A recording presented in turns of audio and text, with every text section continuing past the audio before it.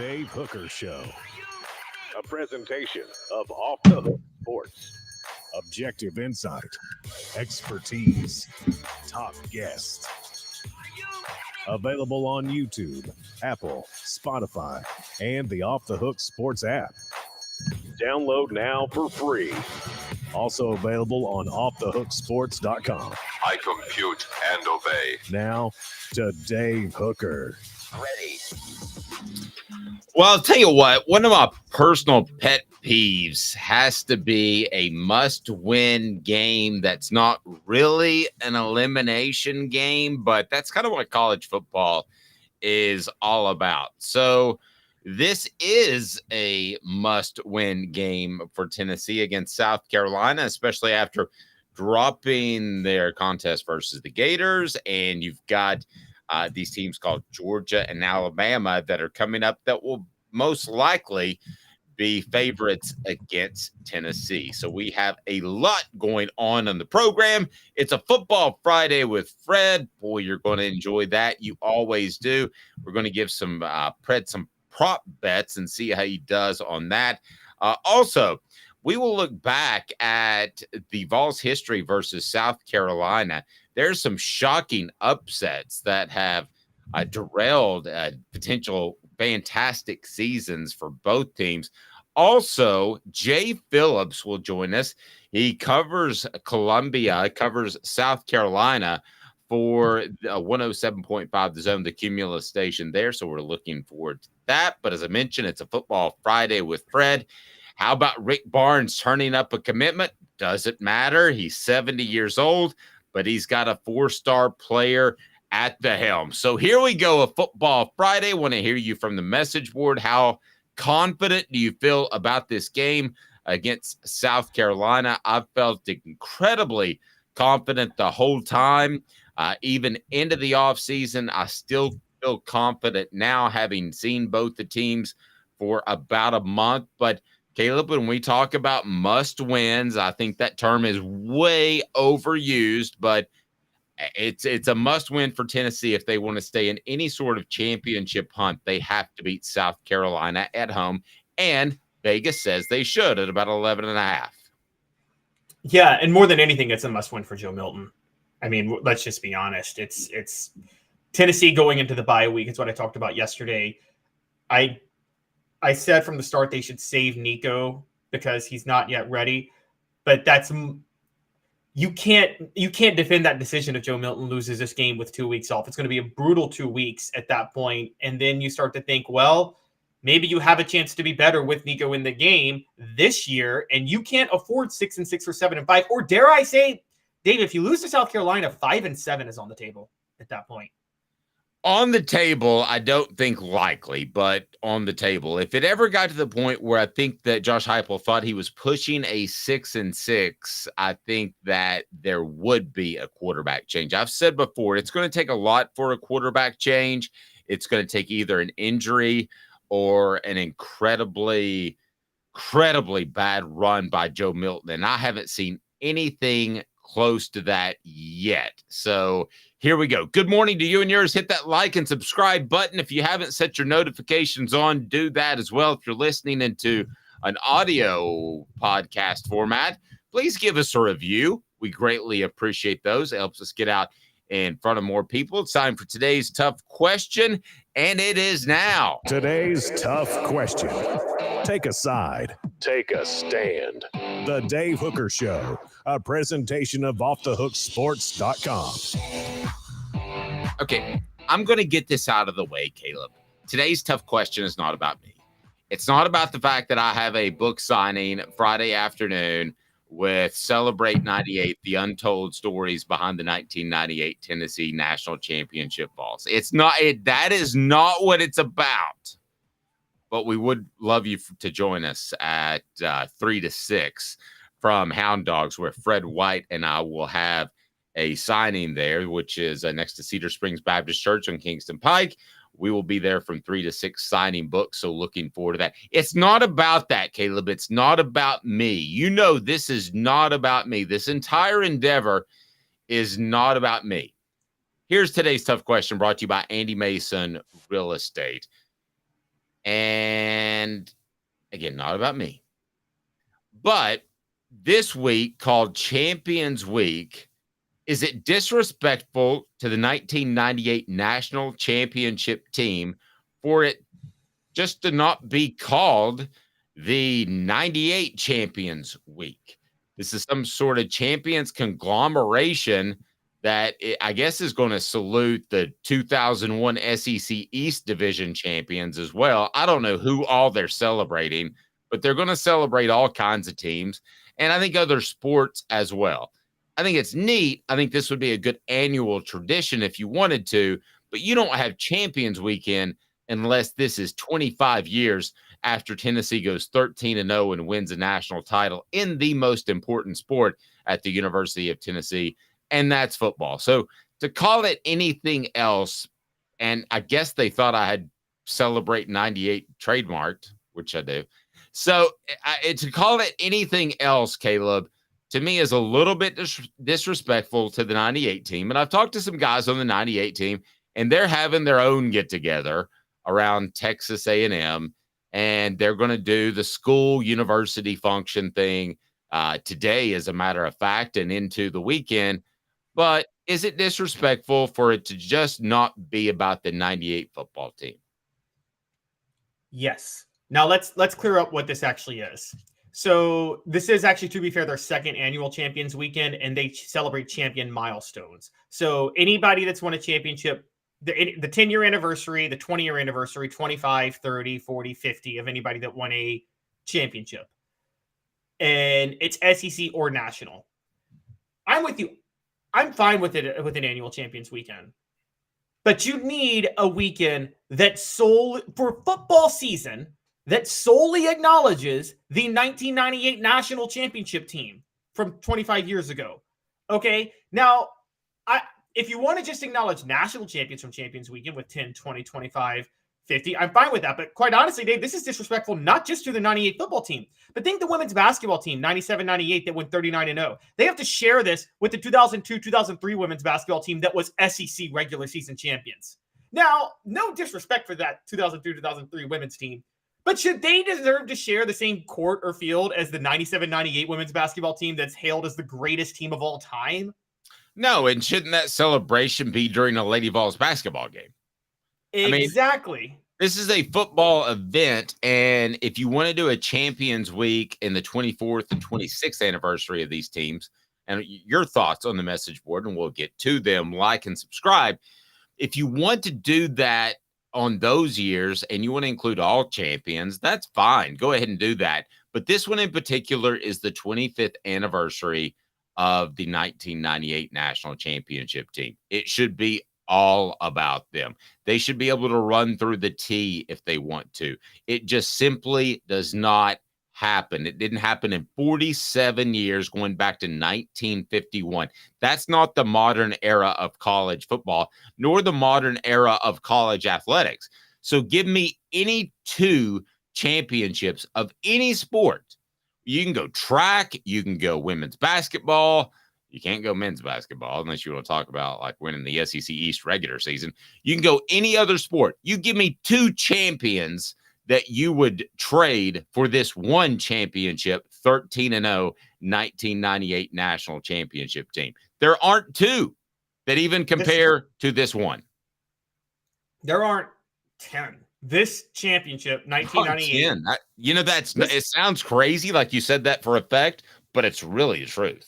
It's the most important championship Tennessee's ever won in any sport. And it outweighs every other championship combined. Okay. It's not close, guys. It's not, you're right. Now, yes, Tennessee fans, the old timers, like, no, we're 6-time national champs. 1938, 1940, 1950, 1951, and 1967. 67 was retroactive. The other four, as you said, were before the modern era. So let's put it this way, Dave. No championship pre-integration outweighs championships post-integration. Do we agree on that? I would agree on that. Like, not even close. Massive asterisk pre-integration. And so the 98 championship outweighs the other 5 Tennessee football national championships. It's the most important championship in the university's history They deserve a weekend to themselves. And you're right, particularly for football season, they should get a weekend to themselves I think they did get one on the 10-year anniversary. I hope they got one on the 20-year anniversary. They should get one on the 25, on the 30, on the 40, on the 50, and just the 98 team. Nobody else. They deserve that much. Okay. I do know this in 2005. You were probably covering it. It's funny. Tennessee lost to Georgia that day, but it was the day Tennessee lost to Georgia in 05. They welcomed back the 85 team by themselves. They didn't welcome back the 65 team or the 35 team or the 45 team. No, it was the 85 team. That team didn't even win a national title.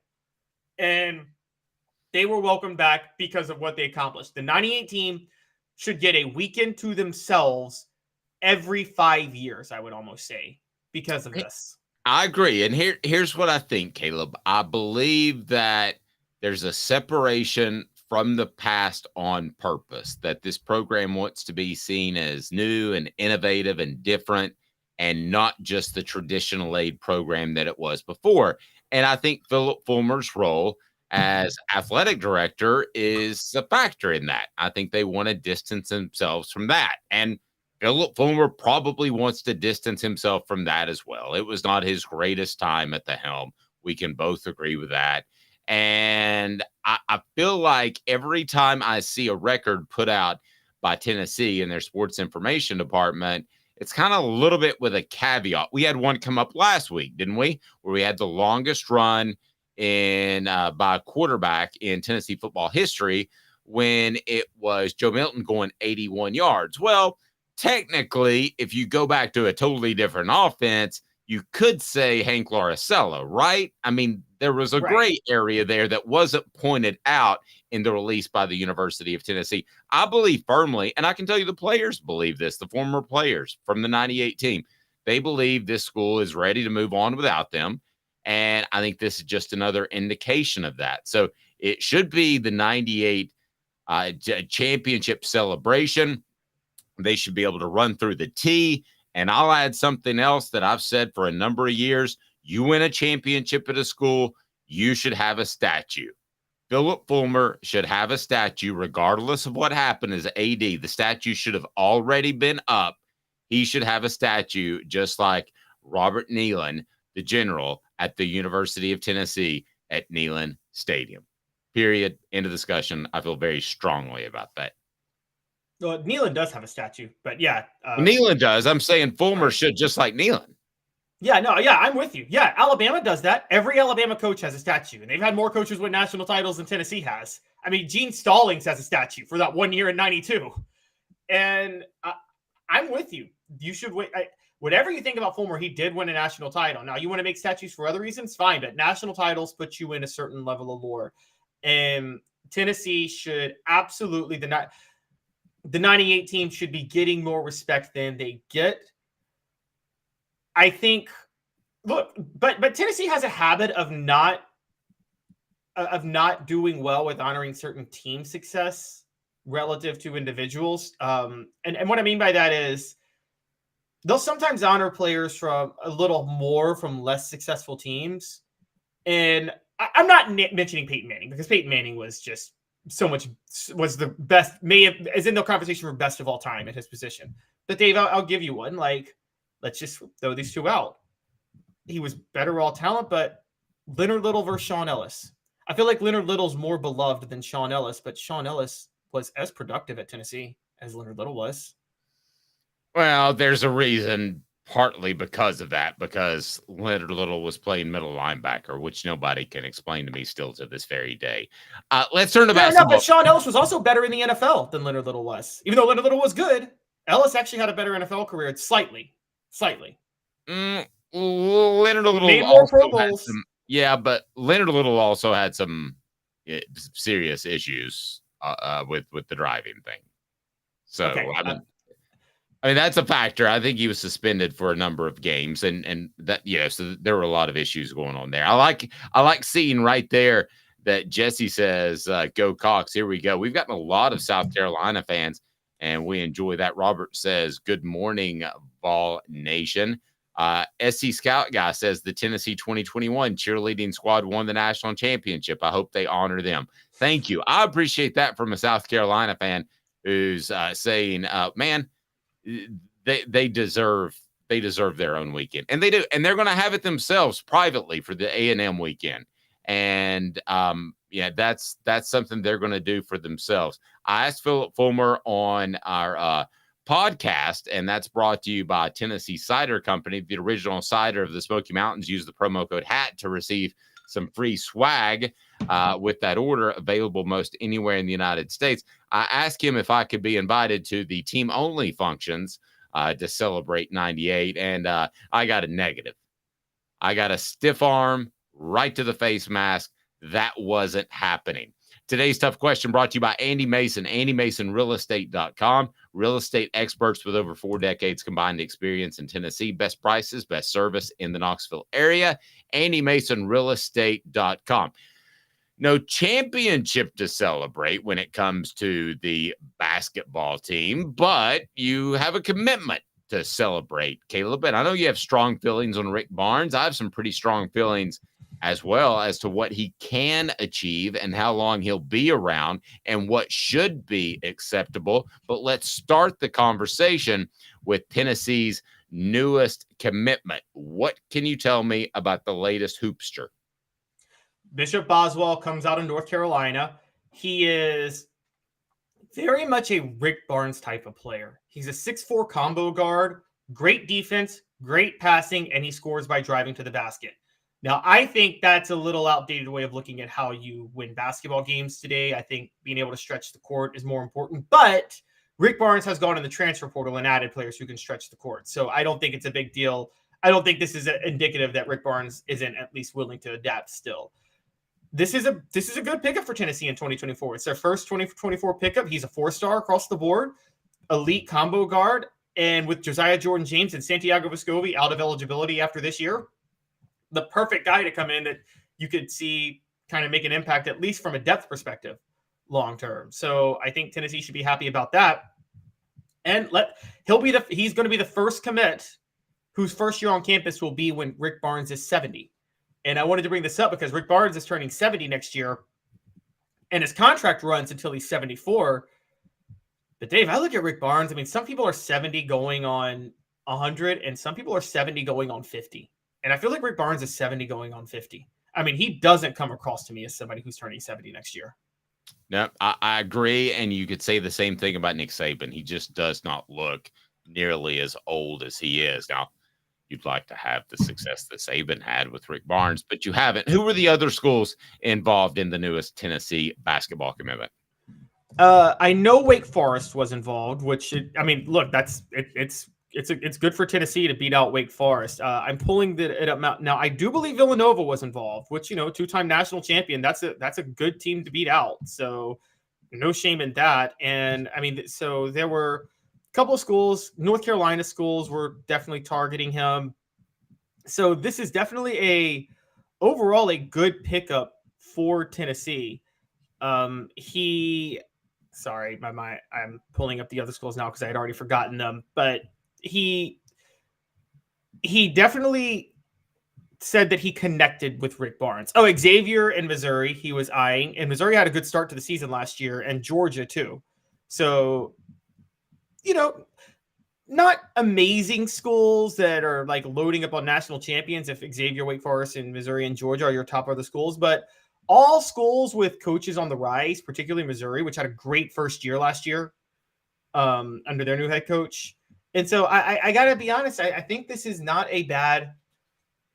What it really shows is Rick Barnes, he's beating out youthful coaches for top-notch recruits. And, the young coach that has a splash first year always does well on the trail right after that. And so to beat him out says a lot about Barnes. Well, and as I brought up, we've gotten a lot of South Carolina fans because it's Tennessee, South Carolina week. So SC Scout Guy weighs in on Rick Barnes from his South Carolina perspective. I will say this again. You don't realize how lucky you are to have Rick Barnes. SC has been to 5 tournaments in 50 years. I would love to have Rick Barnes as our coach, which leads me to the question, what school other than Kentucky wouldn't take Rick Barnes right now? Is it Kansas? Auburn?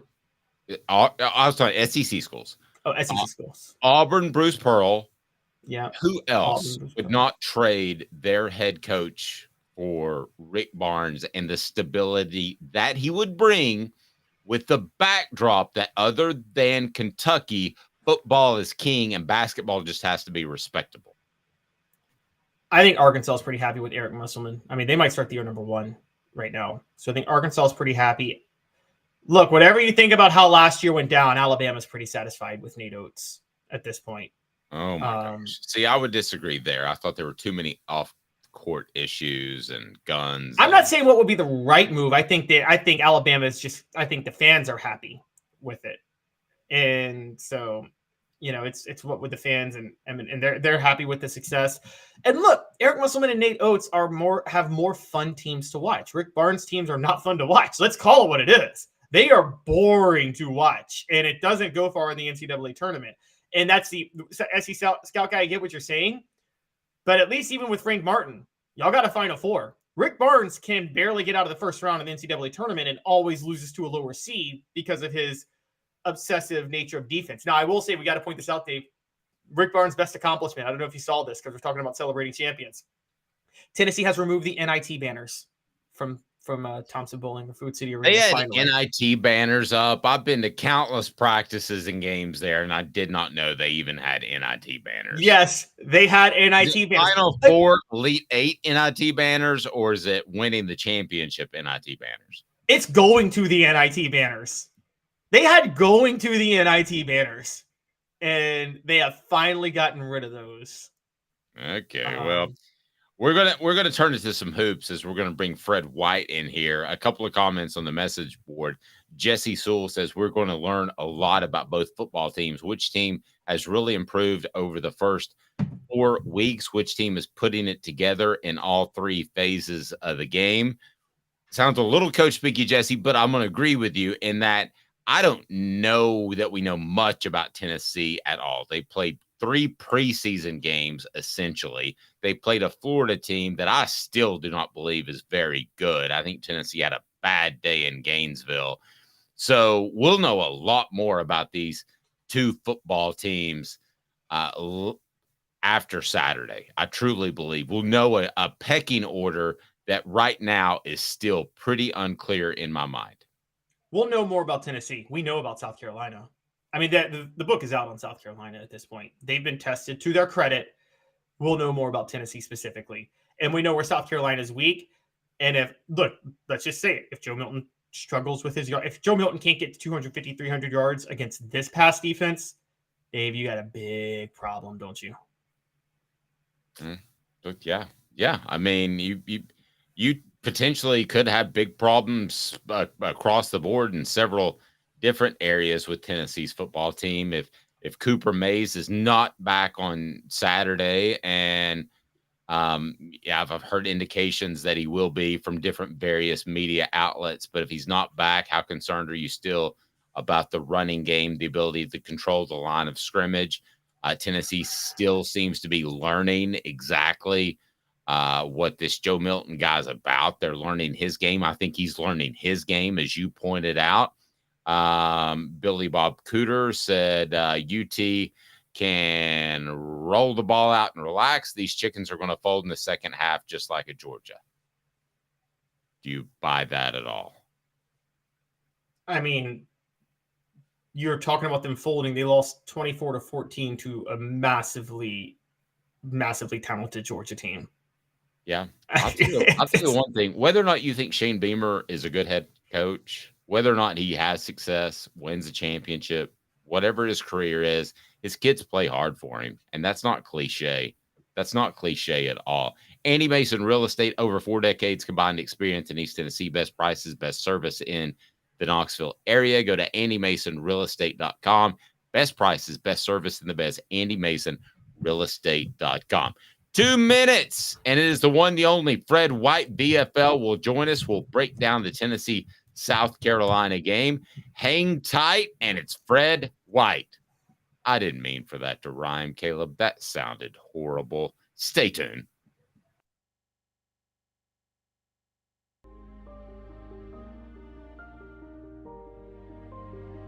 Our family has been creating one-of-a-kind pieces of jewelry in West Knoxville since 1986.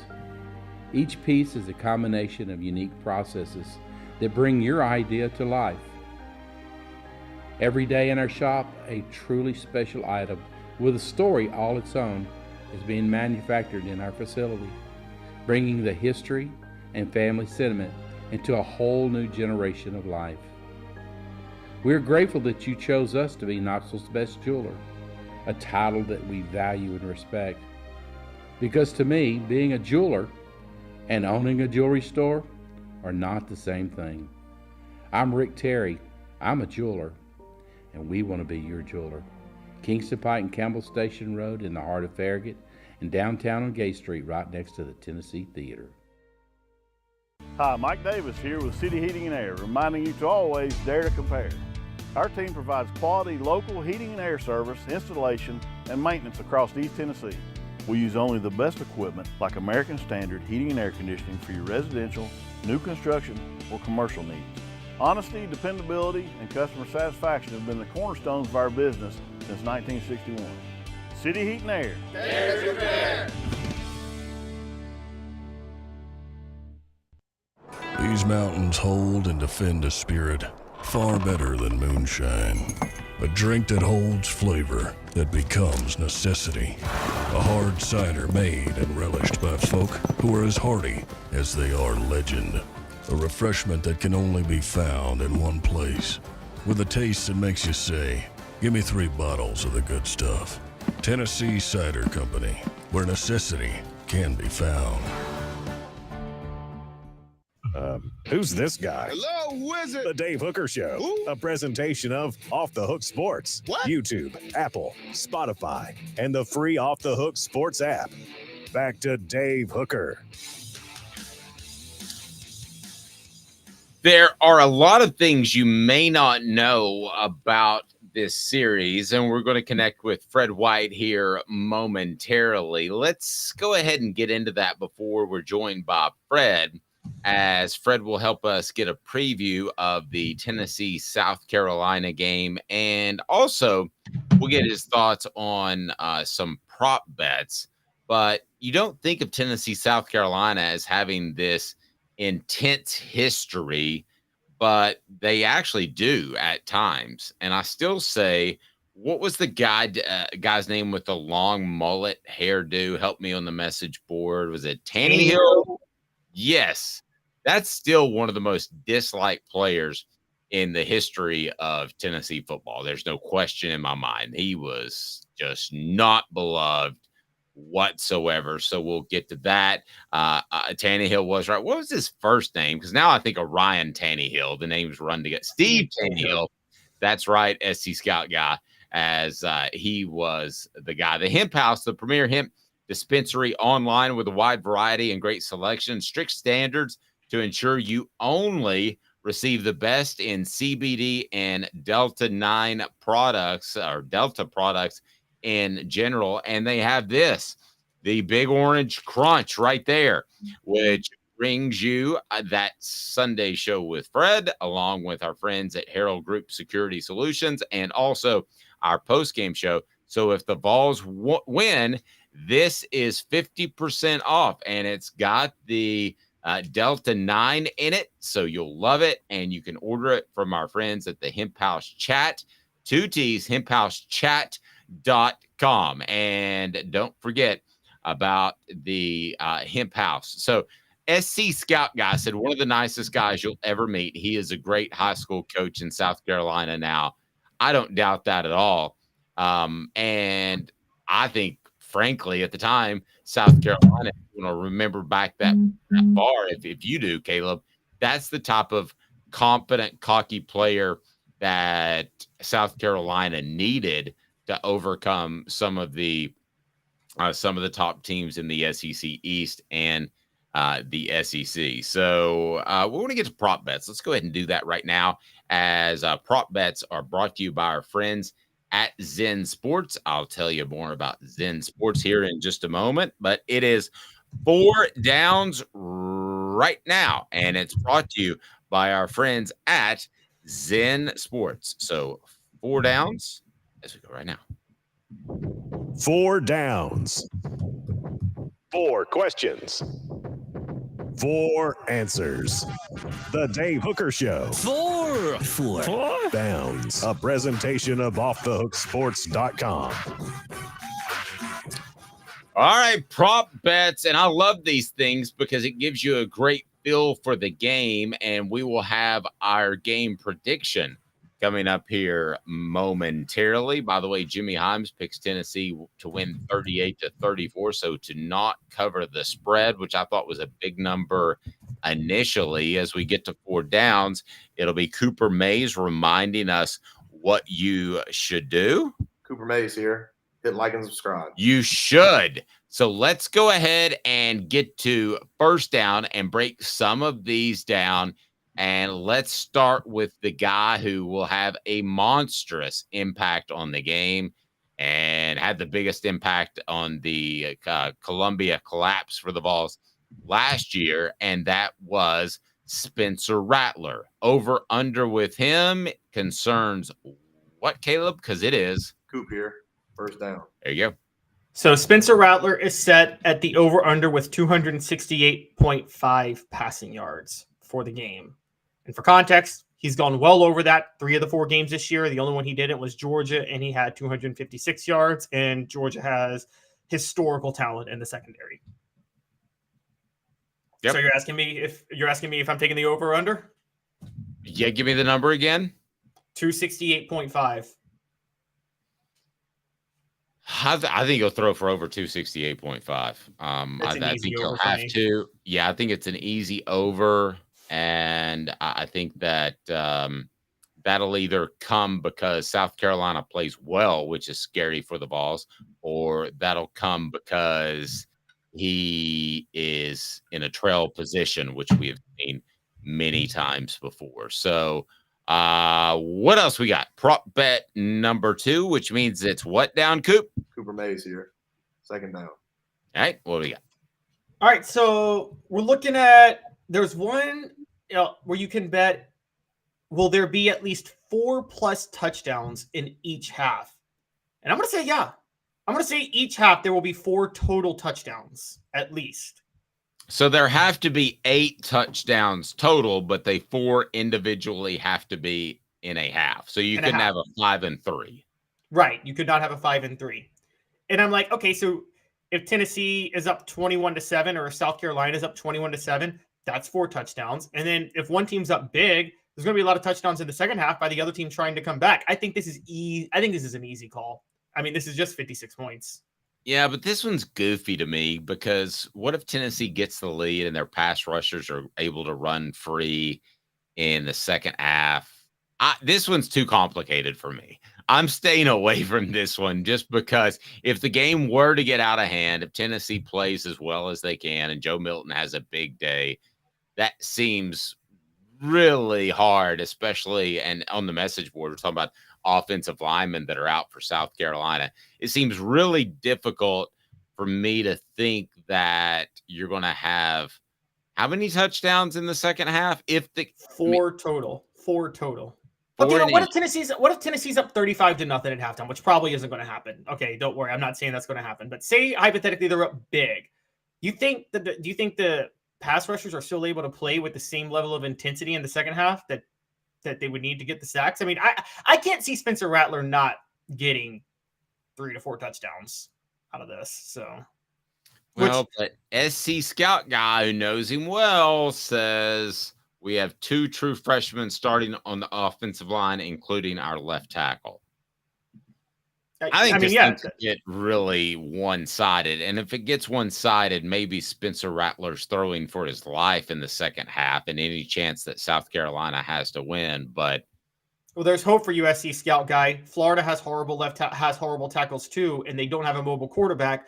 But Tyler Barrett and James Pierce and Roman Harrison never got off the bus for that game. So, well, they didn't for whatever reason. And you're right. I mean, I can't argue with that. I don't think Tennessee's going to have 2 of those games back to back. At least I don't think so. I'm staying away just before we move on. People are asking. Yes. I am staying away from 1.5 touchdowns by Spencer Rattler just because it's one of those things where the way they play, like he'll get big plays in the secondary, but they may punch it in on the ground or with his legs when they get down to the goal line. I'm also staying away from Xavier Leggett's 84.5 receiving yards. Paper says that he should do that, but I will say that with what's his name? My mind's just going to Amari and Brown. He should be back in the game, and that should take some yards away from Leggett. So that's why I'm staying away from Leggett's yardage and Spencer Rattler's total touchdowns. All right, there you go. It is brought to you. We've got a couple more downs to go. It is brought to you by our friends at Zen Sports. It's football season, and it's time to switch to Zen Sports, the fastest growing sports book in Tennessee, changing the bonus game with their cash rewards program. When you sign up for Zen Sports with a referral code HOOKED, HOOKED, earn a welcome bonus that gives you 5% cash back for your total betting volume for your first 15 days of betting. Think about that for a second. That's insane cash back. It's unbelievable. So you can get action on the Tennessee South Carolina game this upcoming weekend. If you have friends who bet on sports, share your Zen Sports referral bonus code with them, and then you'll earn 3% of their betting volume for their first 6 months of betting on Zen Sports with no cap on how much you earn. What are you waiting for? Stop wasting your time and money on other schools when you could be earning real cash rewards with Zen Sports. Download today on the App Store or at zensports.com. Your wallet will thank you better. You basically are getting cash back on your bets, and with the referral code, cash back from your friends' bets as well.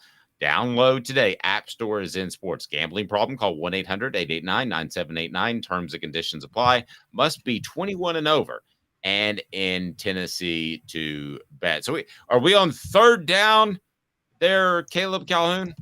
We are. Tennessee center Cooper Mays here. Third down. Prop bet, third down. What do you got? So third down, Squirrel White, over 51.5 receiving yards. I mean, what's his face for Mississippi State last week? I can't pronounce his first name, but Griffin had the slot receiver they had that played so well. Yeah, had 256 receiving yards. Come on. Squirrel White, he's going to do that. And also, I think I'm just going to call it. If we're out on Dante Thornton, I'm wondering if the coaches are out on Dante Thornton. I wouldn't blame them with the drops. And, yeah, as somebody told me, he's really young. I don't really lazy to me. But I don't think they meant that in terms of age. I think they meant that in terms of maturity. And a lot of times immature people are lazy. I don't think they meant young as in check his birth certificate. I thought they meant young as in check his work ethic. And we're part of the problem, Caleb. We pumped Dante Thornton up a little bit too much. It took an injury for him to get on the field at Oregon. He had about 250 yards, a touchdown. Dante Thornton is not nearly the known commodity that Squirrel White is, and it's not even close. SC Scout Guy providing a little bit of insight too. Again, our best cornerback went out on the first play of the game. We had a true freshman covering that guy from MSU. O'Donnell Fortune is our best cornerback, is full go and will play in this game. Very true. I get all that. Jesse says, pardon me. Jesse says, White is good. He'll make some plays. The question is whether Milton can put the ball where it needs to be. I think Milton throws 2 picks, one trying to do too much and one on an errant pass. Well, he's only thrown 1 interception this year, which people have said. That interception would have been a touchdown if Andre Carrick could block. I'm just going to say yeah, but you don't put that ball in harm's way. You don't. He was stepping. It wasn't in harm's way. I think it was Ramel Keaton had his guy beat wide open down the sideline. Milton was stepping into the throw, and he got hit as he threw it. I mean, that's on Carrick. Now maybe you could say Milton needs to step in a better spot in the pocket, but Carrick just got abused on that play. That interception is 100% on Andre Carrick. I won't say 100%. I thought his pocket presence lacked a little bit in that, like you said. I won't say 100%, but I'll say Andre Carrick definitely deserved a half INT, but they don't put that on the stat chart yet for offensive linemen, so we'll have to roll with what we got. I thought that was a case where Joe Milton got a little bit too excited and saw that pass potentially open and was forcing it to get it there when you've got to step to your right and perhaps even just run the ball for 7 to 10 yards on that play, because I'm not disagreeing with you, because Carrick got blown up. Well, I think he wanted to. Now, the truth is he should have stepped further back, but Heupel doesn't like 5-step drops. But the problem was that was just one of the plays of the game where Spraggins was beat a little bit, because Spraggins kind of collapsed. I don't know if it was Spraggins got beat or if the point was for him to collapse and Milton to step left. And he steps left and Carrick just gets absolutely obliterated. Yep, he did. 4th down. Is that right, Cooper Mays? By the way, if you don't know and you don't watch the Vol Report, brought to you by Campbell Cunningham, Taylor, and Hahn, Cooper Mays was actually named after Cooper Manning, because Cooper Mays' mom met Cooper Manning and was quite smitten with the name. And we'll just leave it at that. And by the way, the Vol. What are you alluding to, Dave? I've done all my alluding for now. The Vol Report with our own Jacob Warren is brought to you by our friends at Campbell Cunningham, Taylor, and Hahn, ccteyes.com. Look at me, no glasses, no contacts. They got LASIK. They have also fantastic cataract surgery and the regular eye appointments. And the other great thing about them is that they're local and they care about you. 4th down, Coop. All SEC center Cooper Mays here. 4th down. Coop, by the way, brought to you by City Heating and Air Conditioning. Support our sponsors. That's why we're here. cityheatandair.com, not a fly-by-night HVAC unit. They are absolutely there to make sure that you get the right assessment on your unit. What is 4th down on our prop bets, Coop? I'm sorry, Caleb. Oh, okay. So Brew McCoy over 48.5 receiving yards. Every go-to wideout, like physical wideout, has gone for over 65 yards against South Carolina in the season. Even last week, when Mississippi State slot receiver was out there getting 256, their go-to wideout, who I think his name was Justin Ross, had 91 yards. So Brew McCoy is the go-to wideout, more so than Ramel Keaton. He is physically hard to guard. So I think he goes over 48.5 receiving yards fairly comfortably. All right. I can roll with that. I've heard this said a lot of times, and I want to address it, and I want to dive into it right now. And it is officially, what the H? Say wham. Oh, there we go. What the? What was he thinking? Release the hounds. The Dave Hooker Show. Keep cool. A presentation of OffTheHookSports.com. What the H? Brought to you by Rick Terry Jewelry Design. They want to be your jeweler. Look for affordable game day jewelry. How about the Fire Opals? Go to rickterryjewelry.com. Those Fire Opals are affordable and they're orange, and they would look great on your loved one for the holiday season. Halloween just around the corner.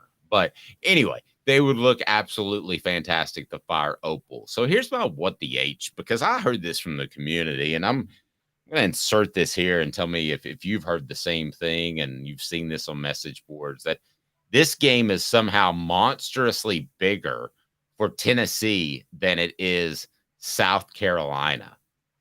I don't think that's true. I think it's monstrously big for college football and one of their better stories in Tennessee. But this game's every bit as big for South Carolina as it is for Tennessee. Tell me I'm wrong. Because, Caleb, I just think that South Carolina still, despite what they have done, I am telling you that I believe firmly that this Tennessee football team and this South Carolina football team, with a win, they have a different type of season. With South Carolina, it might be from a good season to a New Year's Day Bowl. With Tennessee, it could even be potentially from a New Year's Day Bowl to being in the college football playoff conversation. But for different reasons, I think it's every bit as big for South Carolina as it is for Tennessee. It is. And this game, and Tennessee fan, like, this has South Carolina has Tennessee's almost been a measuring stick for them for the past 10, 12, 13, 14 years. And Tennessee fans don't want to admit this because they like to think they have bigger fish to fry in Florida, Georgia, and Alabama. But South Carolina has been the bellwether game for Tennessee. the past 15 years, Dave. And it's really not even close. That is the bellwether game for Tennessee, and it's honestly the bellwether game for South Carolina. And you don't want to admit that, but the programs are roughly on the same level at this point. And so... And you mentioned before how big this is for recruiting. Well, if it's big in recruiting, it's as big for South Carolina as it is for Tennessee. Yeah, and also with Clemson fading, guess what? Tennessee can't just... We talk about Tennessee cashing in. Well, South Carolina can cash in on that too. And if South Carolina ices out Tennessee, guess who has their pick of the litter in the state of South Carolina? Which, Dave, as you know, has great football. True. SC Scout guy pointed out Tennessee is only 11-9 against South Carolina in the last 20 years. That's a team they used to dominate. That's a pretty stunning stat. And you go back into the day when the 98 team, by the way, you can order the Celebrate 98 book autographed by me. And all you have to do is click right below, place your order, hardcover, soft cover, and already gotten some great reviews, and I'm blessed. And thank you so much. But let's remember that Celebrate 98 team had a guy named Jim Donnan, who was not a great coach at South Carolina. Had a guy at times. He was at Georgia. At Georgia, excuse me. Had a guy named Brad Scott at South Carolina. Did have a guy named Steve Spurrier, and that's what it was. Had a bunch of Mikes at Alabama. And really, their schedule was significantly easier. And that is why Jerry DiNardo at LSU, which allowed them to go to LSU. Yeah, Jerry DiNardo at LSU. That's a great one.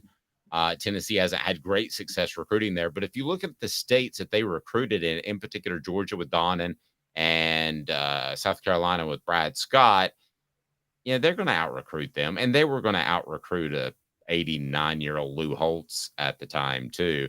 Jesse, adding on to that thought, says that Heupel has about a dozen top prospects in Knoxville this weekend, and some are hard South Carolina leans, pushing all his chips into one pile. And I agree with that. Heupel's done it before, probably burned him with a guy named Mazeo Bennett last year. Well, yeah. Well, Mazeo committed after the Alabama game. It was just losing to South Carolina did it in for Tennessee, which I kind of wanted to get to this because 2012 to 2018, every Tennessee-South Carolina game was decided by one score, every single one. And I think it was like within 4 points every single game from 2012 to 2018 during that time. Guys, there have been 3. Last year was the 3rd major upset that derailed one of the team's seasons. We know South Carolina beating Tennessee last year, what that did to Tennessee. Well, 10 years ago, Dave, it's funny, you compare Shane Beamer to Butch Jones and you compare Josh Heupel to Steve Spurrier. You've said Shane Beamer is the new Butch Jones and Josh Heupel is the new Steve Spurrier, right? I have said that. Well, 10 years ago, the greatest team in South Carolina history, led by Steve Spurrier, went 11-2. One of their losses was to Tennessee's first team under Butch Jones, which went 5-7. By the way, if South Carolina wins that game, they go play for the SEC title. And I'm just going to say it up front. They might beat Auburn because Auburn was the luckiest team in the history of college football that year. And they were not that good. They were lucky to get to the national title game. South Carolina could have beaten Auburn, and they might have played for the national title that year. But Tennessee upset them with Butch Jones. And then the most notable one. Sorry? No, you go right ahead. The most notable one is 1992. South Carolina SEC newcomer. All Tennessee has to do is beat South Carolina, and they go play for the SEC title, which was in Birmingham that year. They lose to a not very good South Carolina team its first year in the SEC, and Tannehill, I guess is how you pronounce his name at the time, 24-23. That didn't just cost Tennessee the East. It cost Johnny Majors his job. So totally altered the future of Tennessee football. Yeah, and you wrote about some of the big games in this series. And I can tell you from being in school and knowing the players, there's nobody they hated more than Tannehill. Daniel says, for me personally, this has become more of a rivalry than the big 3 in Alabama, Georgia, and Florida. I'm not willing to go that far because of historical significance, but it is, I believe, getting into the conversation, especially if you don't play Georgia or Florida on an annual basis, and it looks as if that's going to be the case. South Carolina has been competitive with Tennessee longer than Tennessee has been competitive with any of those teams. I'm sorry. It's just a fact. Say that again. That didn't. Since the SEC split into two divisions in 1992, South Carolina has been competitive with Tennessee longer than Tennessee has been competitive with any of those three teams. I mean, I'm just going to say that. Hadn't thought of it that way. This is why Jesse, I think, likes you. It's refreshing to hear some honesty. And this isn't a Tennessee football team that, going into last year's game, what did we say? Tennessee would absolutely have to flub it up to get beat by South Carolina. I thought we were half right, Caleb. I think that they did have to flub it up, and they did with the Jeremy Banks situation before the game. And then they didn't play well during the game, and then Hendon Hooker got hurt. That's a flub up, but I mean, that's not their fault. But let's not shortchange South Carolina for coming out and being ready to play. I mean, there's no question they're ready to go. Yeah, they, as Shane Beaver acknowledged, they simplified things for Spencer Rattler. They turned him loose. They unleashed him, and he went off. And honestly, since that game, Spencer Rattler hasn't played a bad game since that Tennessee game. I mean, and Jesse adding also, Beamer and Heupel are great for the SEC.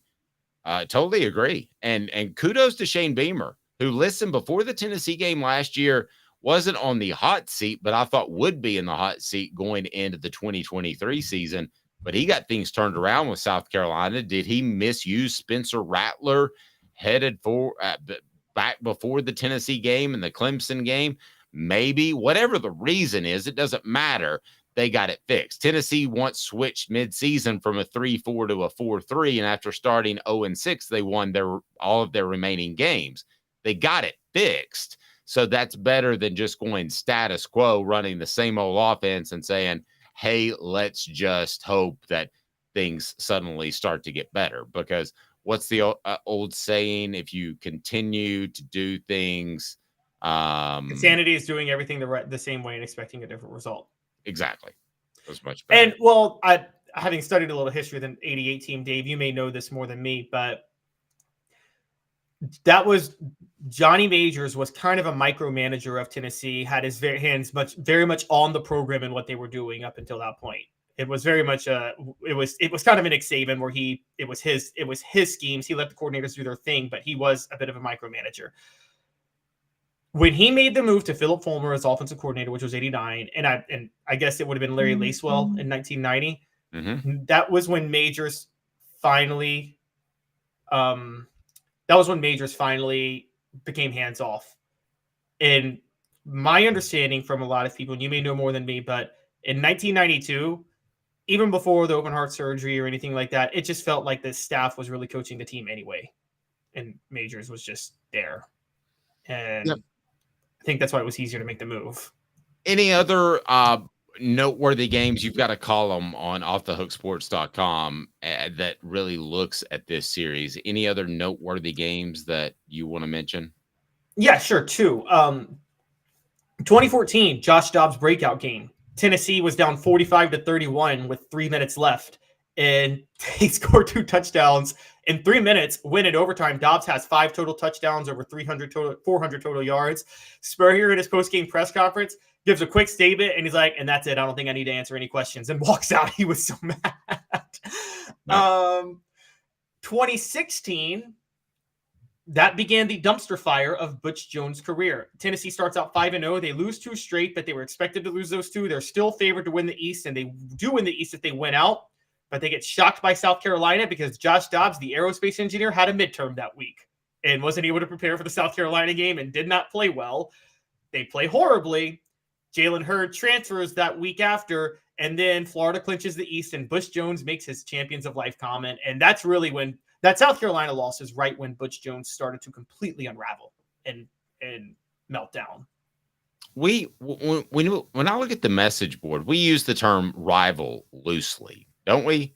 I mean, we just kind of throw it out there. We say Vanderbilt's a rival. I mean, how in the world that's a rival, and other than they're within the state borders? Jesse says Tennessee, Georgia, and Clemson are the biggest rivals for South Carolina, in my opinion, due to recruiting. South Carolina is pushing a boulder uphill when it comes to recruiting. These games are huge. And then from SC Scout Guy, Georgia and Clemson are actual rivals. I don't consider Tennessee a rival because we never really played them much before we joined the SEC. That's true. But here's the thing to remember. Tennessee has always been one of those schools that has multiple rivals. If you're over 70, it's Vanderbilt. If you're if you're 55 to 60, it's Alabama. If you're 40 to 55, it's Florida. Maybe for this generation, if something crazy happens, it might be South Carolina. Who are the 3 permanent opponents that Tennessee's reportedly going to play if they go that direction? My understanding is they're going to do South Carolina, Georgia. I mean, not Georgia. South Carolina, Alabama, and Vanderbilt. So I think South Carolina is going to be on that list. Well, I will go ahead and tell you then South Carolina will be on that list. That will be a rivalry. You have some neat stories with the black jerseys and all that sort of thing. I mean, to me, it's not Bama, Florida, or even Georgia. But 10 years from now, Caleb, when we're having this conversation, I think it very well could be one of Tennessee's top rivals. And again, I go back to recruiting. Who remembers this? And I may have said it before, but I'm going to say it again. Tennessee's entire starting defensive line on the 98 national championship team was from the Carolinas and South Carolina. Tennessee has had Montario Hardesty was a Albert Hainsworth left the field, giving the South Carolina student section the one finger salute as Tennessee athletic director Bud Ford was trying to pull him off the field. So if it's not a rivalry, it's pretty darn close. But maybe that's just the SEC as a whole. Sports Treasures covering over 5 million sports treasures and so much more. They're dropping stuff all the time on Facebook. So just go and follow sportstreasurestn.com, sportstreasurestn.com. Maybe instead of just trying to wedge in the R word as we do, Smoky Mountain Red says it yes. He says it best. He says this game is gaining in importance year after year. And if they turn out to be permanent opponents, that's certainly going to be the case. Jay Phillips knows South Carolina like nobody else. He is the man. He joined us in SEC Media Days, and I'm telling you, he will be able to break it down for you. So we look forward to talk to Jay Phillips on 107.5 The Zone. We'll get a breakdown of the Gamecocks, Tennessee, South Carolina. It is a Football Friday brought to you in part by Tennessee Cider Company, the original hard cider of the Smoky Mountains. Use the promo code HAT, that's HAT, to receive some free swag with your cider order, available most anywhere in the U.S. tncidercompany.com, tncidercompany.com. 90 seconds, great breakdown with Jay Phillips after this. Candace, I was really heavy into the drug culture. I was selling drugs. I was just constantly in pain. I was missing like a good support system in my life. Candace has given me everything that I need in order to successfully have a wonderful recovery, in order to have a life that I didn't even know was possible. And it's not just about me anymore, and I love that. I absolutely love it. You can take your life back. Call Cadis today. With all that sun, sand, and salt water, the beach is a very relaxing place. Unless you wear contacts. Ow! Open your eyes to the best the beach has to offer with LASIK vision correction from Campbell Cunningham Laser Center. Sports Treasures in North Knoxville is one of the South's largest sports cards and memorabilia dealers, featuring over 10 million sports cards from vintage to modern. Sports Treasures carries a full line of hobby boxes, singles, autographed memorabilia, Tennessee Vol collectibles, fan cave decorations, and so much more. See a museum full of collectibles at Sports Treasures, 4819 North Broadway in Fountain City, and Sports Treasures on Facebook. Sports Treasures, where the real sports fan goes to shop. You're listening to The Dave Hooker Show, a presentation of OffTheHookSports.com. The internet is full of pictures of each and every one of you. Available on YouTube, Apple, Spotify, and the Off the Hook Sports app. Download now for free. Is there nothing you people can't do? Also available on OffTheHookSports.com. All righty, here we go. Let's go ahead and bring him in on our Apex Apparel Group hotline. Design, brand, market your way. Unique products to promote your business with unparalleled customer service. They printed up our Hooker t-shirts, Off the Hook Sports t-shirts. And if you order one of my books, Celebrate 98, the untold stories behind Tennessee's 1998 national championship, it's right below. You can order it. And for this week, for Champions Week, which celebrates the 98 team and basically everybody else that has won a championship, then you can you get a free t-shirt with that for this week only. And that is apexapparelgroup.com. So it is time to talk with our very special guest who knows South Carolina, I mean, as well as anybody. I'll just go ahead and tell you that. Jay Phillips joins us now with 107.5 in Columbia. Jay, I think, just got his run in. Jay, you look fantastic, slim. You're taking care of yourself. Way to go, my man. Thank you. I do what I can. Can y'all hear me okay? I am a little nervous about that. Is everything sounding good? You sound golden. You are perfect. Just want to be absolutely sure. Yeah, I do what I can. I'm an old man, Dave. I gotta stay. I still have 4 kids to raise, so I gotta look the part. You know what I'm saying? My 2 are at college, and I got one word for you: glorious. Yes. Yeah. Oh, I have 3 in college now. So okay. 1 in high school, but no, we're getting along, man. I'm looking forward to this one tomorrow night. I love this rivalry. I heard you guys just a few minutes ago talking about that. It doesn't feel like one of those Georgia-Auburn kind of things, right? Or even what Tennessee does. Certainly, not the Alabama rivalry, but like even Tennessee-Florida. But I saw a breakdown of it a minute ago, and I forget how many years. I want to say last 15, 20 years. 2 points separate these teams. In the last 20 games, it's 11-9 in favor of Tennessee. 3 of them have gone to overtime. I'm going to miss it next year. I'm like you, Carolina fans don't want to see the Georgia game go away either. Both Tennessee and Georgia roll off the new schedule next season. I hope it's a one-off. But this has become just a really big, pivotal game, I think, for both of these teams. And certainly, despite the excitement from Carolina fans last year over what happened here in Columbia, that was an anomaly. This thing is a lot tighter than what last year would ever have suggested. It is. And going back to last year, how stunned were you by that game? We learned that Tennessee had some in-house fighting afterwards, but we didn't know that going into the game. Tennessee was supposed to show up and roll and be in the college football playoff conversation for another month. Well, and remember, Carolina had just come off a debacle down in Gainesville. Yeah. It was, you went, I mean, seriously, man, you talk about one of life's moments where you go from the lowest of lows to the highest of highs in an 8-day period. And South Carolina football did. Everybody was surprised. I don't care if you are the most ardent, subjective, unknowledgeable Gamecock fan on planet Earth.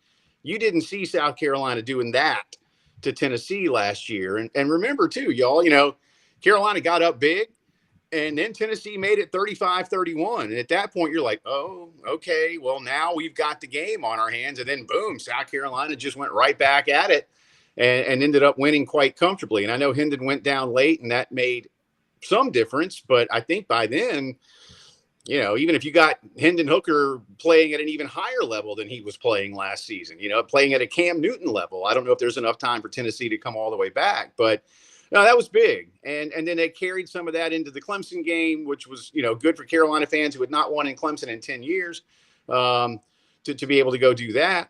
I think, Dave, you can really look at that depending on how things go in the future, not just tomorrow night, but the rest of the season, maybe even into next year. You can really look at that game last year against the Vols and say that was where Shane Beamer took control of this team fully for the, not for the first time, but really just grabbed hold of it, told Marcus Satterfield.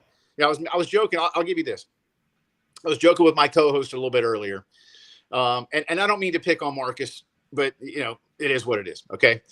Marcus had a room full of toys like any little kid, right? You got your Play-Doh over here and your Legos and your Star Wars figures and your Lincoln Logs and your toy trucks.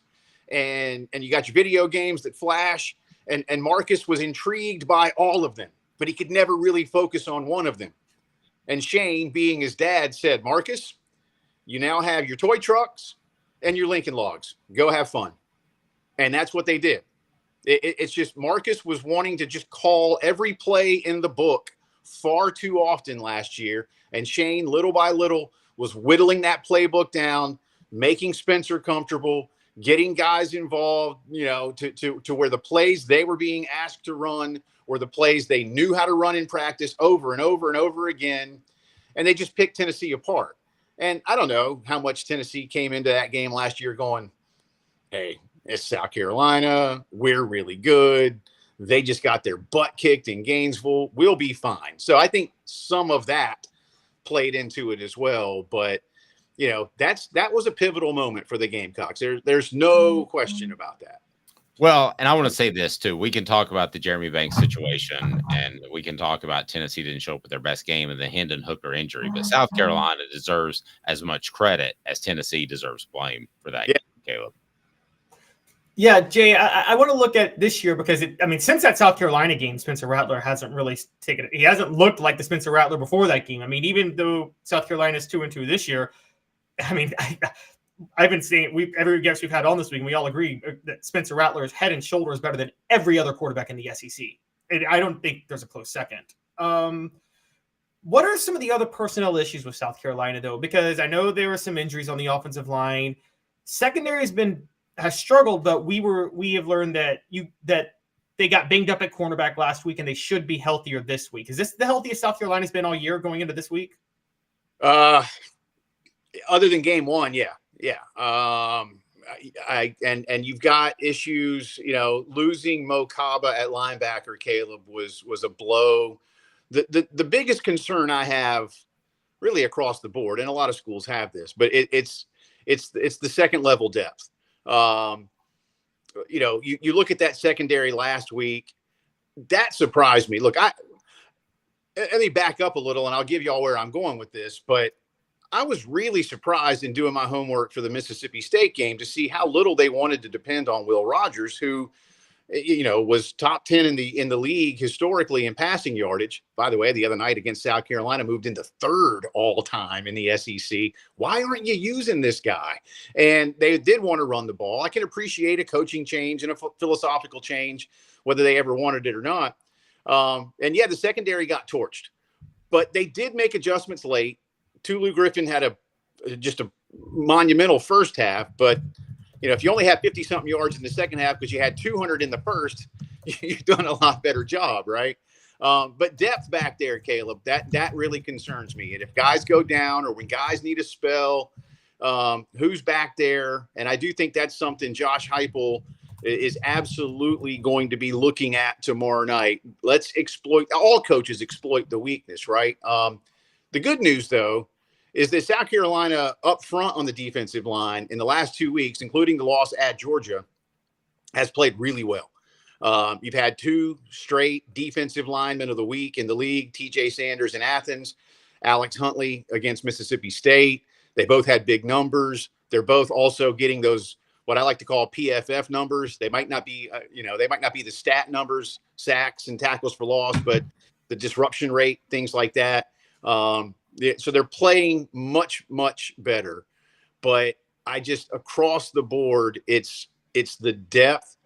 And with the way Tennessee likes to play football, they like to go fast. They don't want you to be able to substitute on defense. Guys eventually need a break. And if they're out there too long, that's tough. Or when they do need a break, who comes in, how good are they? How ready are they? I think they're good. Are they ready? Those are my bigger concerns for Carolina. But health-wise, defensively, it's pretty good. Again, you've lost Mo Kaba for the season. But other than that, they've got their complement. I just go back to that second-level ability over the long haul to make a difference for the Gamecocks. And then on offense, the only major piece that's still out, and it's a major piece, is Juice Wells at receiver. But, my goodness, Xavier Legette has more than made up for Juice's absence, and he should be back for the Florida game in 2 weeks. But otherwise, they're pretty healthy. Jay Phillips with 107.5 in Columbia. He covers the South Carolina Gamecocks. You can follow him at Jay Phillips 107.5. So South Carolina has had issues in the secondary. Tennessee knows all about that. And I think we've kind of gone from over the past, let's say 2 years, we have gone from Tennessee, it doesn't have the overall depth, the overall amount of players in the secondary, to Tennessee's offense puts all kinds of heat on their secondary because of their tempo that they run. So now here's where we're settled, Jay. They're just not very good. I mean, they're just not. I mean, I hate to sound mean, but they're just not very good football players. And I think that's kind of where Tennessee is. Is that too mean, Caleb? Caleb gave me a look. No. I had a crick in the neck. I totally agree with you with the secondary. What is, because South Carolina is not only last in the SEC, but last by about 40 yards passing per game. What are their issues in the secondary? South Carolina's, you mean? Yes. Again, depth. I think I was surprised at just how easily Will Rogers was able to pick them apart last week. And again, I think they clamped down a little bit better late in the game. The Gamecocks were able, the term I've been using on my show all week was they've been able to, or they were able rather to keep State at arm's length. They're just, might be the same thing, Dave. You've got guys in Cam Smith and Marcellus Dial that went to the NFL, and there were not like for like replacements for those two going into this season. And so when you've got to have guys learn on the fly, I like what O'Donnell Fortune can do. But and again, Dial is solid, but for a guy who's been around a while, he's good. He's not great. Warry and Smith got beat a few times at safety, and those were freshman All-America types last year, still coming along. You can you can exploit their weaknesses when you need to, but you might be on the same kind of line there. I think when you lose NFL dudes and don't replace them with NFL dudes the way a Georgia, Alabama, and LSU do, there's a drop-off, right? Until you develop those guys into NFL types. And I'm not expert enough to tell you where Fortune and Dial may lay this year relative to those guys last year. Great point. I want to get your prediction. I want to get Caleb's prediction as well. We know the spread is around 11. Our predictions brought to you by Herald Group Security Solutions, leadership, experience, specialization, addressing problems through unique mission-specific mitigation techniques, also making your children safer one school at a time. If there are private schools right now, go to your administrator and say, I want you to know about Herald Group Security Solutions, and you need to give them a call. We're going to get them in public schools soon, but for now, we're going to try to avoid all the tragedies we can that we've heard so much about with school incidents. So it's heraldgrp.com. These guys are highly trained, heraldgrp.com. They are more than just security guards. Most have served in the armed forces as well. Jay, what is your prediction in the game? How do you see this thing shaking out? So I am asked every week to do a prediction for one of the local fan sites, the On3 site, Gamecock Central. And I just did it about, what time is it here? I did about 2 hours ago. Perfect timing. I don't know how much of my subjectivity is involved here because I really, Dave, you've known me a long time. I attempt to not be that guy. I think the spread is way too high. Oh, I agree. I don't get it. And I'm not one of those. Let me preface this. I'm not one of those, when a spread is too big, oh, that's disrespectful. I can't believe they would do that to my team. Look, it's not my team. Yes, I went to South Carolina, but I have learned how to do what I do for a living. Vegas doesn't care. Vegas doesn't care about respect or disrespect. Vegas sets a number to make you part with your money, right? Like we know that's what it is.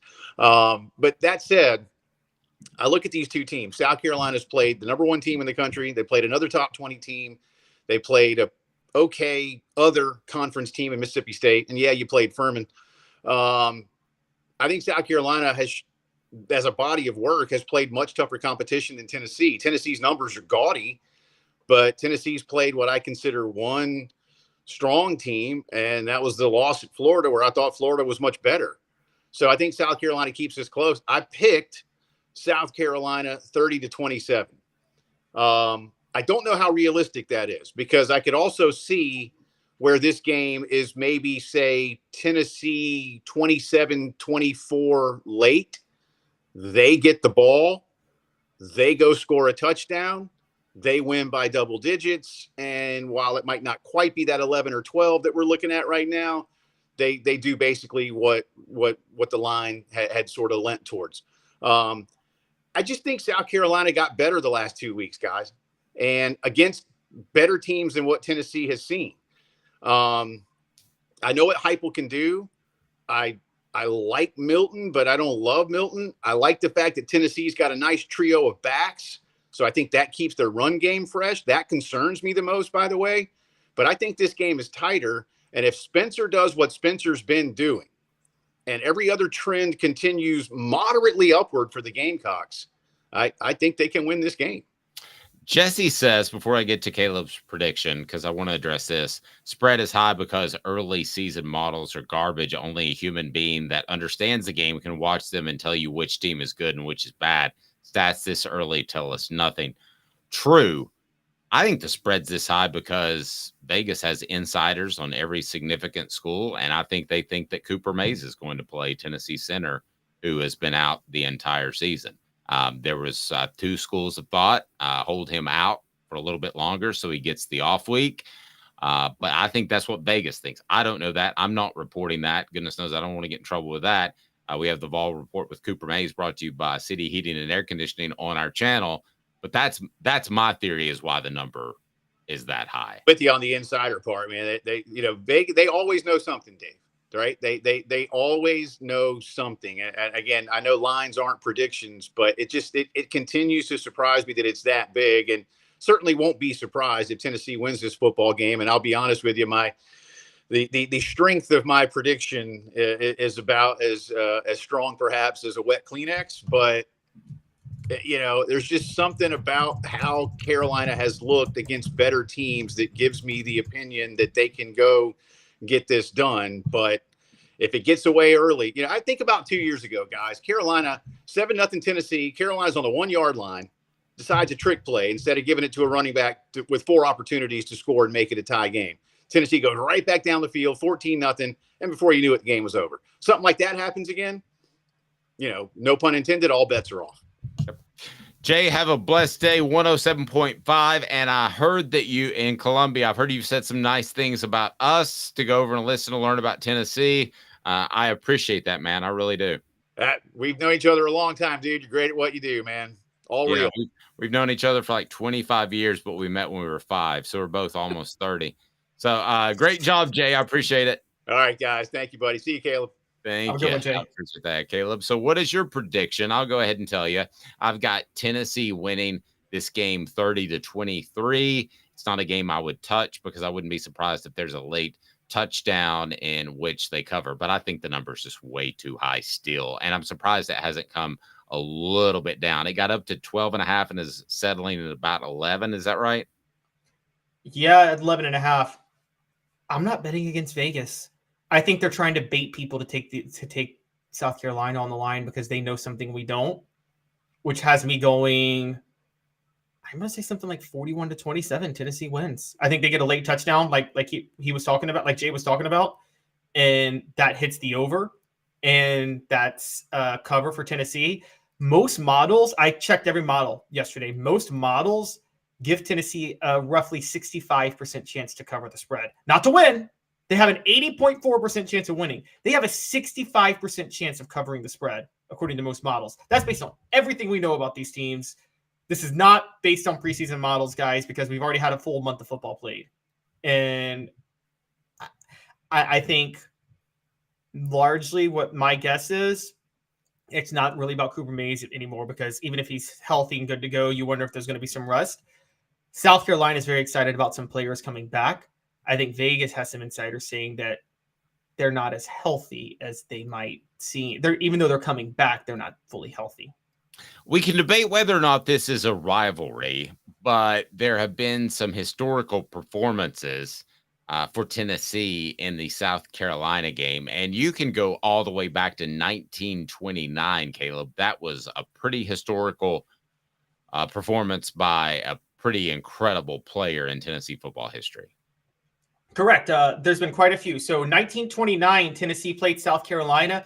Gene McKeever had 5 touchdowns. By the way, not 5 throwing touchdowns, 5 rushing touchdowns, a record that still stands to this day for Tennessee in a game. Nobody has carried the ball into the end zone 5 times, whether it be receiving or rushing or combination, in Tennessee football history. He would have won the Heisman that year if the Heisman existed. So the Heisman curse for Tennessee goes back to 1929, where the Heisman curse existed before the Heisman existed. It did, because the year there was no debate that he was the best player in football that year. There was no debate. He would have won the Heisman. So Gene McKeever getting 5 touchdowns started a trend of Tennessee football players really making history with their performances against South Carolina. All right, fair enough. Now, let me ask you this. You've got the T. Martin game in there. I was at that game. He set the record for consecutive completions. I thought a lot of those were swing passes, screens, easy passes used to get that record that they thought would be good for T, who was viewed as a running quarterback after Peyton Manning. I kind of thought that was a lot like Brett Favre just laying down on the ground and getting sacked by Michael Strahan to get the sack record. To me, that was one of the most hollow records that I've ever seen or been a part of. Dave, I think you're short selling T. Martin. Okay. I think when he was pursuing the record, I think like once he hit like 10 for 10 or 15 to 15, yes, at that point, the last like 10 passes, they were doing that because they were blowing out South Carolina and they could. I don't think they started the game doing that. And here's the numbers. T. Martin's 23 of 24 in that game for 315 yards. That's over 10 yards an attempt. That's over, if I'm getting my math right, that's over 12 yards an attempt. Now, if your theory held, then he would have had like 6 or 7 yards an attempt. But he averaged over 12 yards an attempt. Just watching that game towards the end, it looked like they wanted to get him the record. Now, it doesn't change how I feel about T. Martin. I think that T. Martin was a great, great college quarterback.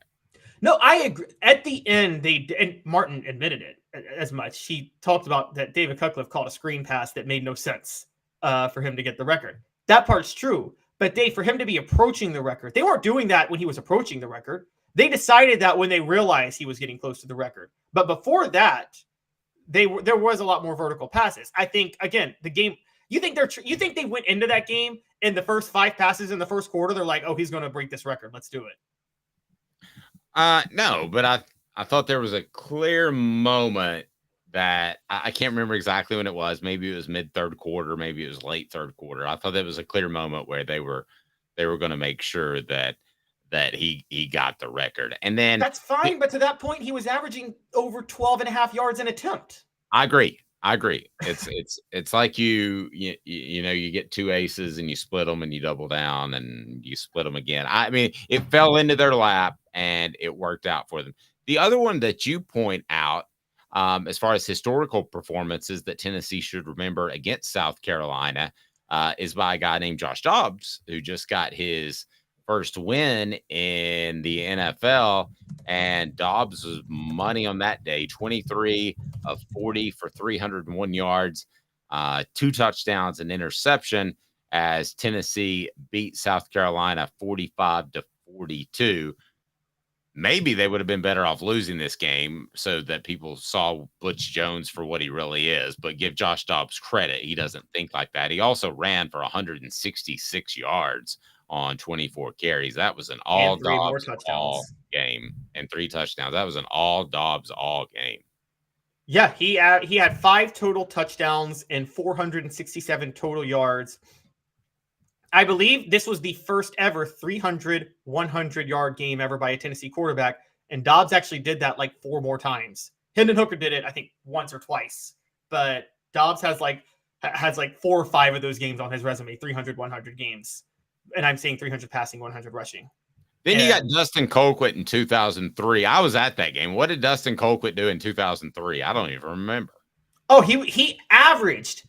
This was a really ugly game for Tennessee. They won 23-20 in overtime on a fade pass from Clausen to James Banks. There's a rumor that when they shook hands in midfield, there was no proof of this, but there was a rumor that Philip Fulmer told Lou Holtz, you should have won that game. But I don't know if that's true. But yeah, and Lou Holtz responded, "Well, suffering succotash, that's your pride." But Dustin Colquitt averaged. He averaged 51.7 yards per punt on that game on 7 punts. The only reason it got to overtime was because Tennessee dominated field position. He had 5 50-yarders. He had a 63-yarder that went out of bounds at the South Carolina 2. Their average starting field position was on their own 12-yard line. It's the greatest game ever. It's the only. There's 2 games that I can say a punter won the game for Tennessee. One is South Carolina. The other one was later that year, Dave, Miami. Dustin Colquitt won that Miami game by himself. He was the MVP. Yeah, fair. That punt to Sean Taylor was the greatest punt of all time that Taylor fumbled. Yeah. Smoky Mountain Red said, did you say no one had 5 TDs rushing and receiving or just running in the game? What was that stat you threw out there? No one had 5 TDs rushing or receiving or a combination of the 2 in Tennessee history outside of Gene McKeever in 1929. So basically carried the ball in the end zone 5 times. That's the way I looked at it. No one carried the ball into the end zone 5 times. So not passing is what you're... Yeah, not passing. Okay. Think about it in fantasy. You get more points if you carry it into the end zone than if you throw for it. Has anybody else done that since? No one's done that since for Tennessee. Wow. Good stuff. All right. He's Caleb Calhoun, and I trust him on that. I'd probably look it up after the show with anybody but him. But if he says it, I certainly believe it. So we will have that the big wrap. That'll be brought to you by Herald Group Security Solutions after the game. We'll also have that. Wait. Jalen Hyatt last year. Jalen Hyatt last year. That's what I was thinking. Yeah, Jalen Hyatt last year. Excuse me. That was the first one since. So okay. My significant apologies on my end. I don't know how I forgot that one. We always overlook Jalen Hyatt is what we did.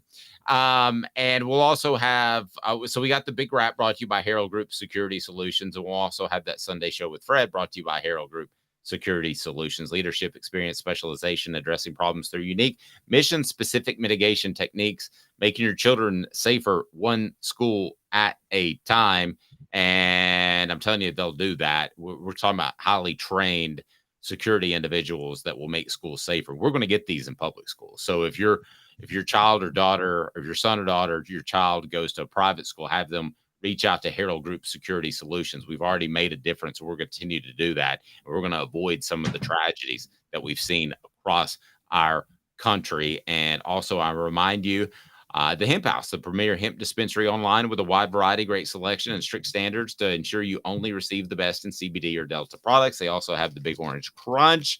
Tennessee wins. They'll be 50% off on Sunday, and you can get 10% off just by using the promo code HOOKED. Support our sponsors. Again, it's Champions Week, so anybody that purchased the book, which is right below Celebrate 98, the Untold Stories of the 1998 National Champion Tennessee Vols, will get a free Off the Hook Sports t-shirt. And I'm here to tell you, it is not a rehashing of the season. It is stories that you haven't heard before, and I think you'll greatly appreciate it. So unless you're on that team, 90% of that book is stuff that you did not know. And I think that you will appreciate that book. I certainly hope so. The reviews coming back have, quite frankly, made me a little bit swollen up at times, a little bit humbled, and I greatly appreciate that you guys have enjoyed the book. And if you can, we would love for you to order it on offthehooksports.com because I can sign it for you and ship it to you directly,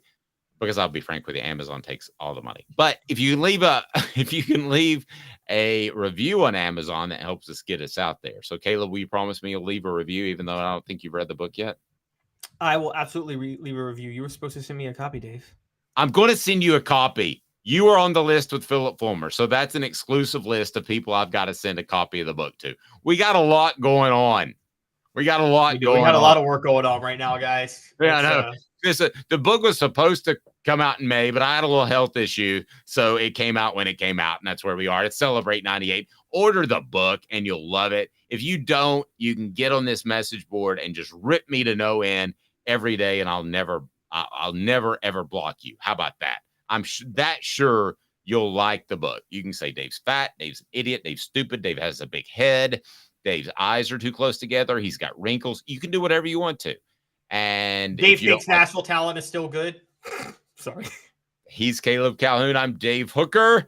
So we both have Tennessee winning, but not covering. I got them covering. No, I got them covering with a late score. Okay, I've got them not covering. I'm going to roll out a bottle of Gentleman's Jack on the show next week when this happens. There you go. We'll break it out at our 3:45 a.m. production meeting. He's Caleb Calhoun. I'm Dave Hooker. This has been a presentation of Off the Hook Sports.